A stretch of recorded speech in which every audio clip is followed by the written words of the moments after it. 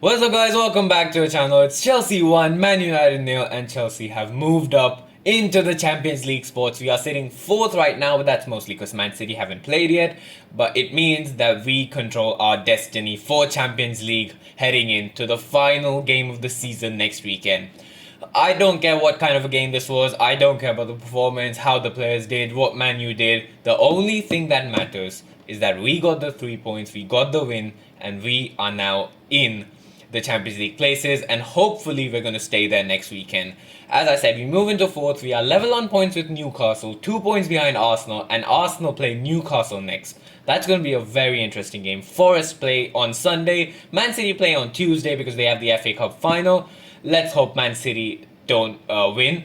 But the only issue is that the dream scenario I had imagined of us heading into the final day already qualified for the Champions League will not happen because Aston Villa also managed to win tonight. So they are level on points with us, but they have a far inferior goal difference. So that's what we have to make count.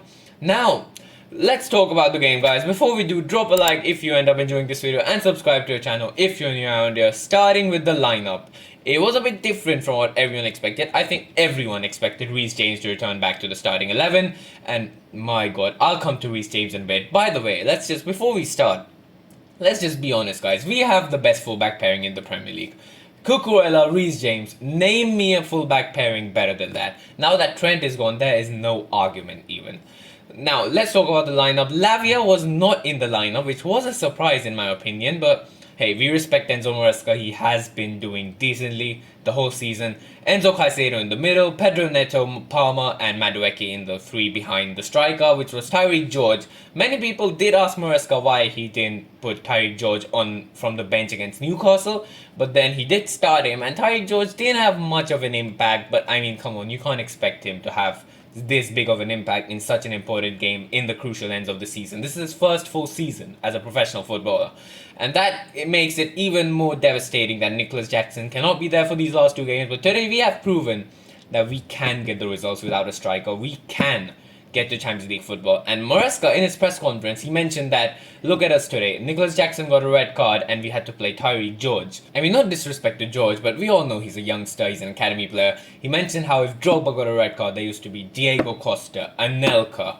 You know, this is the level we used to be at. He basically screamed to the owners in the interview, indirectly, that I need a striker this summer. And hopefully we will get one because we need one in the Champions League. The game started off, Man United caught all of us by surprise. Ruben Amorim did say in his interview that he's going to field a full strength starting lineup. And he did. This was one of the best Man United lineups I've seen all season. You know, you had Mason Mount, Harry Maguire, Bruno Fernandes. I mean, can you call Højlund full strength? It is what it is. Martinez, Luke Shaw, Onana.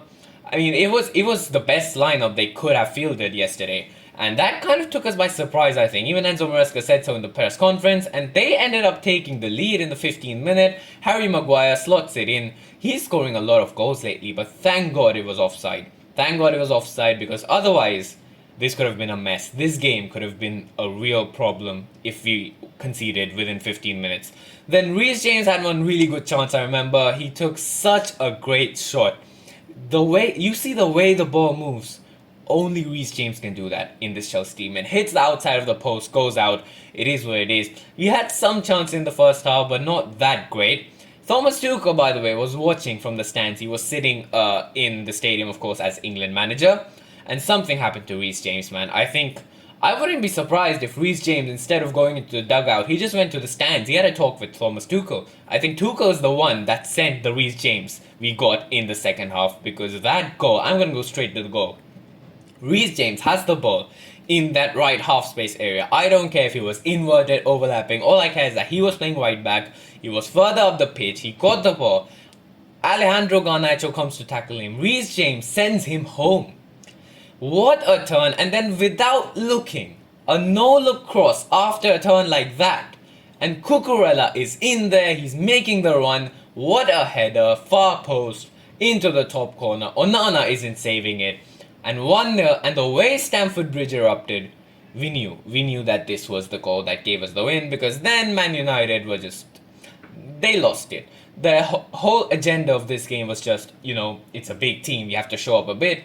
But they don't care about these games, let's be honest. The moment we took the lead, they just backed off. They didn't care anymore. They didn't really try. One chance, however, they did have was Amad Diallo. He dribbled past Cucurella, took a shot, but Sanchez with another save. Another thing I would like to say is we are racking up a lot of clean sheets.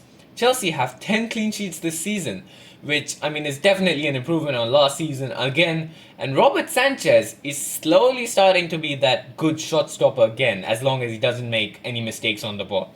But yeah, what a game. And then the second half was more of just we keep getting chances, can't score, but in the end we make one count. That Enzo Fernandez miss in the first half though. Cole Palmer takes a shot. What a shot, by the way.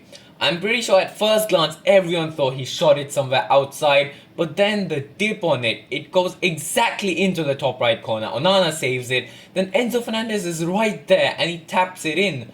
But he can't tap it in. He shoots it up into the stands. Thank God that was offside, because that would have been a really, really bad look on Enzo Fernandez. But then in the second half as well, we had huge chances. Noni Madueke later on did put on his Instagram that I need to practice shooting, because that was a big chance he had. Cole Palmer gets the ball. I think Enzo tackles a Man United player, gives it to Palmer. Palmer takes a touch, turns, gives it to Madueke. Madueke's one-on-one. If I'm being honest, Madueke should score that. But Madueke, I don't know, he mishits it, he loses his balance, he just hits it, like he just misses it. There's no explanation for it. I have a sneaky feeling though, if Jackson was in that situation, he would have scored. If Jackson was in that situation, I think he would have scored. But again, it's his fault that he's not there. But I'm so thankful we've managed to find ways without him. We have managed to get a win. A 1-0 win is never easy. As I said, we've been racking up a lot of clean sheets, a lot of these 1-0 wins recently. And I hope it continues like this, because we are so close, man. We are still in the Champions League spot. You know, it would hurt so much to be in the Champions League spots for more than 70% of the season and then to drop out on the last day. It would hurt so much. But again, I shouldn't even think like that, because these players, you can see, they are genuinely giving everything. They really care. They won the Champions League. And I hope they can deliver it. Next weekend, Sunday, Nottingham Forest. This is it. The last game of the season, and we have to win. If we win, we get Champions League, simple. If we don't win, then we'll have to depend on others. Basically, if Nottingham Forest lose on Sunday, then they are out of the Champions League race, which definitely will be helpful for us, because then they'll play less motivated, easy for us to win. So Graham Potter, please, one last favour. Nottingham Forest play his West Ham United team.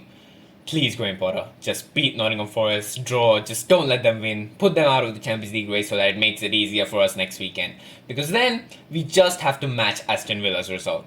Aston Villa have the same points as us, but a far inferior goal difference. They can't beat us on goal difference. So as long as we get the same amount of points they do in the last game, we'll qualify.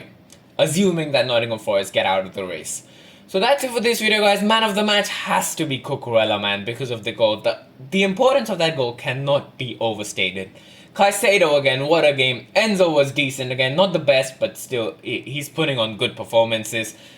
Some people were concerned that Tosin is playing in defense, but Tosin, he had a decent game, no mistakes really. Robert Sanchez, really nothing to say, he had a decent game. Reece James, man, he's so back.